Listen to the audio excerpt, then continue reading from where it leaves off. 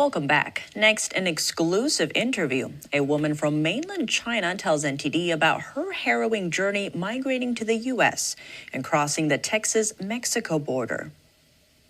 A single mom using the alias Sophie and her 9-year-old son survived a month of deadly circumstances getting to the Texas-Mexico border. They came all the way from Shandong province, China, hoping to find freedom. Sometimes it was too difficult along the route, but thinking about the Communist Party, I absolutely couldn't go back. According to Sophie, Chinese people call this process zhou xian, or walk the route in English, which means being smuggled into the U.S. through Central and South America and Mexico. She says on the road, gangs or even the police would target Chinese people to search for money, sometimes stripping them naked.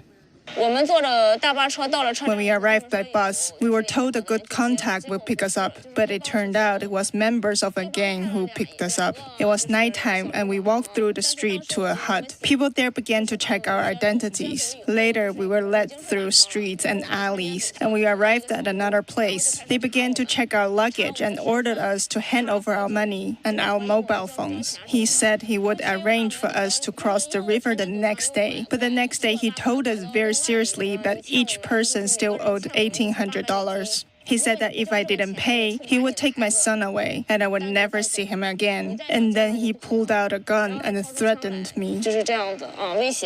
Sophie says all the migrants suffered inhumane conditions. Within 20 days, they traveled across the ocean, up the mountains, and through the fields and the jungle before getting to a Mexican city near the Rio Grande River. In a small room of 20 square feet, 3 or 4 of us Chinese were locked up, along with South Americans, adults, and children. A dozen people were crowded into this room. There were no bed. You could only sleep on the floor. We couldn't leave and we couldn't turn on the lights. We were locked in this small dark room, without windows, waiting for news. Later, we paid a ransom money and the cost of crossing the river before he let us out. After crossing the river, Sophie, her son, and others met Border Patrol agents who then registered their information. She says not everyone was as lucky, and many others died along the route. When